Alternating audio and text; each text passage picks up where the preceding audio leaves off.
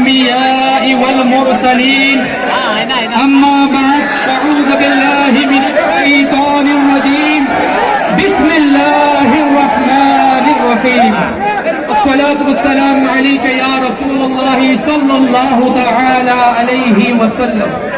میں انشاءاللہ آپ کے صرف 10 منٹ لوں گا.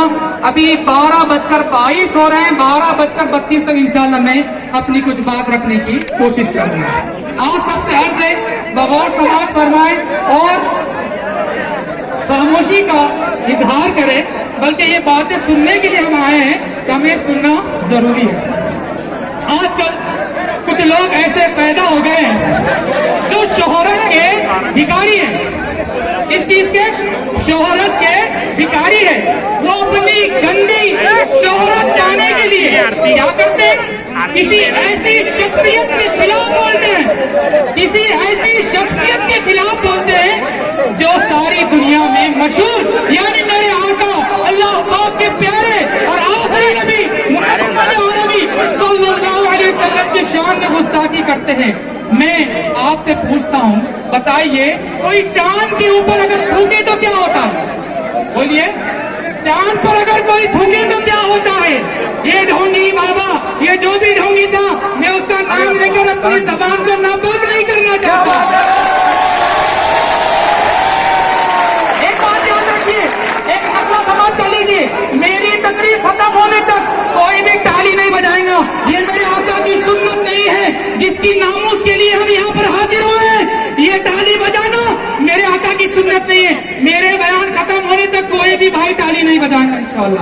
آپ کو اچھی بات لگ رہی ہے آپ سبحان اللہ کہیے، نعرہ تکبیر و رسالت بولیے، مگر تالی نہیں بجانا. تو میں کہہ رہا تھا کہ چاند پر کوئی تھوکے تو کیا چاند کو کوئی فرق پڑتا ہے؟ میرا نبی تو وہ ہے جس جو بچپن میں چاند سے کھیلا کرتا تھا. میرا نبی تو وہ ہے جس نے اپنی انگلی کے اشارے سے چاند کے 2 ٹکڑے کر ڈالے. میرے آقا تو وہ ہے جنہوں نے انگلی کے اشارہ کیا تو چاند کے 2 ٹکڑے ہو گئے. میرے پیارے بھائیوں، میرے نبی کی عظمت تو چاند سے بھی زیادہ ہے. آج کل کچھ لوگ پیدا ہو گئے جو کہتے ہیں کہ ان گستاخوں کے خلاف کوئی مورچہ نہیں کرنا چاہیے، ان کو اپنے ہاتھ میں چھوڑ دینا چاہیے. میں بتاتا ہوں، میں آپ سے پوچھتا ہوں، ان لوگوں سے پوچھتا ہوں جو یہ کہتے ہیں کہ ان ڈھونگیوں کے خلاف کوئی نعرہ نہیں لگانا چاہیے، ان کے خلاف کوئی احتجاج نہیں کرنا چاہیے. میں ان مردودوں سے پوچھتا ہوں کہ تمہارے باپ کو کوئی گالی دے تو تم خاموش بیٹھتے ہو؟ کیا تمہاری ماں کو کوئی گالی دے تو تم خاموش بیٹھتے ہو؟ مجھے بتاؤ، میرے آقا صلی اللہ علیہ وسلم کی حدیث پاک کا مفہوم ہے کہ مسلمان اس وقت تک کامل مومن نہیں ہو سکتا. کب تک؟ جب تک ماں سے زیادہ، باپ سے زیادہ، اپنی مال سے زیادہ، اپنی اولاد سے زیادہ، اپنی جان سے بھی زیادہ نبی سے محبت نہ کرے. جب تک وہ کامل مسلمان نہیں ہو سکتا. تو اے تم مردود ہو، تم کیسے مسلمان ہو کہ تم نبی کی محبت میں تمہاری زبان نہیں کھلتی؟ تم کیسے مسلمان ہو؟ تمہارے کوئی آقاؤں کو، تمہاری پارٹی کے بڑے نیتا کو، تمہارے کسی بڑے کو کوئی کچھ گالی دے دے تمہاری ایک فٹ کی زبان نکلتی ہے. اور یاد رکھو، جو مسلم اقتدار کے اندر ہے، جو عامدار ہے، جو خاصدار ہے، جو منتری ہے، جو سنتری ہے، جو بھی اگر مسلمان ہے، میں اس مسلمان سے کہتا ہوں تم صرف نام کے مسلمان کیوں بن رہے ہو؟ تمہیں چاہیے تھا کہ جب نبی کی شان میں گستاخی ہوئی تو تم استعفا دے دو، تم روڈ پہ نکل آؤ. یہ یاد رکھنا، یہ اقتدار کی کرسی، اور یہ بات یاد رکھیے، میں کسی ایک شخص کو نہیں کہہ رہا. میری یہ بات یاد رکھیے، میں کسی ایک شخص کو نہیں کہہ رہا، بلکہ میں پورے مسلمان ہندوستان میں جتنے بھی عامدار خاصدار جو بھی ہے، جو اقتدار کے اندر ہے، جو اپوزیشن کے اندر ہے، یاد رکھنا یہ کرسی تمہیں ملی ہے اسی نبی کے صدقے میں ملی ہے.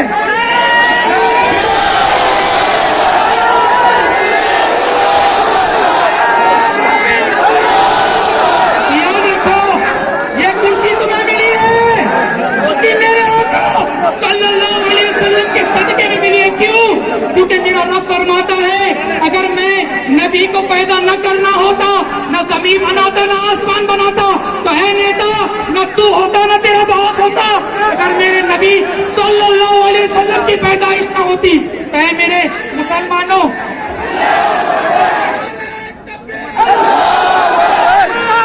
اور ایک بات میں کہتا ہوں، ہمارا مکھیہ منتری صاحب جناب شندے صاحب کہتے ہیں کہ کوئی بھی اس ڈھونگی کی، میں مہاراج بھی نہیں کہتا ہوں، مہاراج کا مطلب بڑا ہوتا ہے، تو اس ڈھونگی سور کو کہتا ہے ہمارا مکھیہ منتری،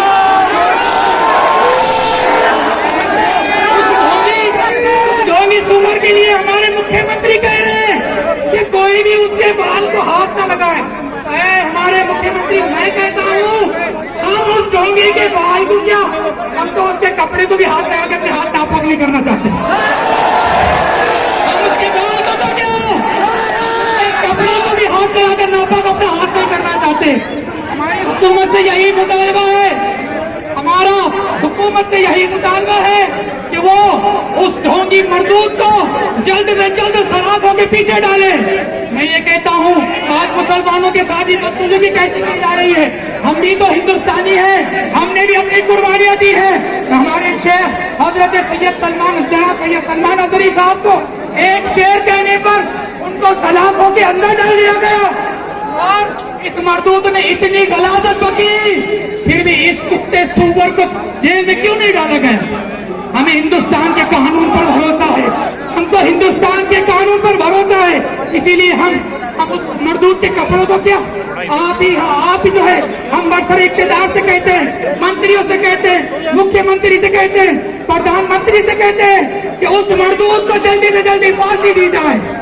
اور ایک نعرہ ہمارے لوگ لگا لیتے ہیں، بڑا کے بتا دیجیے، ہم سب کو ہندوستان کے قانون پر بھروسہ ہے۔ تو میرے پیارے مسلمانوں اور میرے تمام ہندوستانیوں، میں اور یہ احتجاج کو یہ نہ سمجھے کہ یہ ہندو مذہب کے خلاف نہیں، میں تو یہ کہتا ہوں وہ شخص جس نے میرے آقا صلی اللہ علیہ وسلم کی گستاخی کی وہ ہندو بھی نہیں ہو سکتا، اور علماء فرماتے ہیں جو میرے آقا کی گستاخی کرتا ہے اس کے حلالی ہونے میں بھی شک ہے۔ میں تمام اقتدار والوں سے یہ گزارش کروں گا کہ اس مردود کو جلد سے جلد پھانسی کی سزا دی جائے۔ آخر میں ایک پیغام ہے مسلمانوں، ہم یہاں جمع ہوتے احتجاج کیا، اسی آقا صلی اللہ علیہ وسلم کی بارگاہ میں خراج عقیدت پیش کرنے کے لیے کہا۔ ذرا اے نوجوان مسلمانوں ذرا جواب دو، ہم مسلمان ہو کر کیا ان کی گستاخیاں ہمارے وجہ سے تو نہیں؟ ذرا غور کریں، ہماری راتیں موبائل کے اندر ریلز دیکھتے ہوئے گزرتی ہے، ہماری فجروں کے اندر مسجدیں ویران ہوتی ہے، جس نبی کی سنت داڑھی ہے اسی داڑھی کو چھلا کر ہم نالیوں میں ڈال رہے ہیں۔ کیا یہی آپ کا عشق رسول ہے؟ کیا یہی عاشق رسول ہوتا ہے؟ عاشق رسول تو وہ ہوتا ہے جو نبی کی ہر سنت پر بھی عمل کرے اور نبی کے لیے اپنی جان اپنا مال سب قربان کرنے کے لیے تیار ہو جائے۔ تو نیت کریں انشاءاللہ کہ میرے آقا کی سنت پر عمل کریں گے انشاءاللہ، نمازوں کی پابندی کریں گے انشاءاللہ، اور آج وقت دیا ہے نبی کے نام پر، کل انشاءاللہ وقت پڑا اسی نبی کے نام پر جان دیں گے انشاءاللہ، اس نبی کے نام پر اپنی جان دیں گے انشاءاللہ، اس نبی کے نام پر اپنی جان دیں گے انشاءاللہ۔ اللہ پاک ہم سب کو ان باتوں پر عمل کرنے اور اللہ پاک سے دعا ہے اللہ پاک میرے بیان میں کرنے میں غلطی ہوئی ہے تو اپنے حبیب کے صدقے میں معاف عطا فرمائے۔ آخری میں دو شعر میرے رضا نے فرمایا، سب سے اولا و اعلیٰ ہمارا نبی، سب سے بالا و والا ہمارا نبی، سارے اچھوں میں اچھا سمجھیے جسے، ہے اس اچھے سے اچھا ہمارا نبی۔ آپ وہی ہمارا نبی، سب سے اولا و اعلیٰ، سب سے بالا و والا، ملک کونین میں انبیاء تاجدار، تاجداروں کا آقا، سب سے اولا و اعلیٰ، سب سے بالا و والا، غمزدوں کو رضا مجدہ دیجئے کہ ہے بے کسوں کا سہارا۔ الحمدللہ رب العالمین۔ آپ سب